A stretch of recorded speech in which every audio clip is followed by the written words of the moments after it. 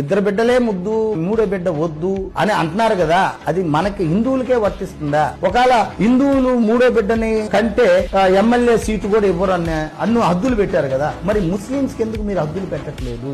రేపు మనకు రాబోయే బిడ్డలకి సెక్యూరిటీ, సేఫ్టీ ఎక్కడుంది? ఇక్కడ ఇంకా లేదు. ఎందుకంటే ముస్లింస్ మెజార్టీ ఎక్కువ అన్నప్పుడు ఎక్కడ ఉండాలి? అది మెజార్టీ పాకిస్తాన్ లో ఉండాలి. భారతదేశంలో కూడా పాకిస్తాన్ లాగా మెజార్టీ ముస్లింస్ పెరిగేటప్పుడు ఆటోమేటిక్ గా హిందువుల్లో ఒక బాధ కలుగుతుంది. అప్పుడు ఏమయ్యా ఇది మా భారతదేశం అంటే బేటా మాది భారతదేశం. టెర్రరిస్టులు దిగుతారు, నరుకుతారు, మనల్ని ఊత కోత కోస్తారు. అప్పుడు జనగణమన అధినాయక జయ భారత భాగ్య విధాత. ఇంకా పాడడం ఉండదంటారు? ఇంకేముంటుంది తల్లి? ఏం పేరు నీ పేరు అంటే, నా పేరు రామచంద్రయ్య.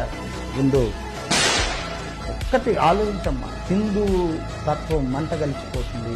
రాబోయే రోజుల్లో సంక్రాంతి పండగ ఉండదు, దీపావళి ఉండదు, కార్తీక మాసం ఉండదు, వినాయక చవితి ఉండదు, ఉగాది ఉండదు. పాకిస్తాన్ లో చేస్తారు వీళ్ళు. సంక్రాంతి పండుగ ఒకసారి తపాసులు కాలమని, అదే ఇక్కడ రంజాన్ చేయొచ్చు, బక్రీద్ చేయొచ్చు. పాకిస్తాన్ లో ఉందా చెప్పు? ఎక్కువ రోజులు లేవు. తస్మై జాగ్రత్త, రాబోయే రోజులు వస్తున్నాయి. రాబోయే రోజులు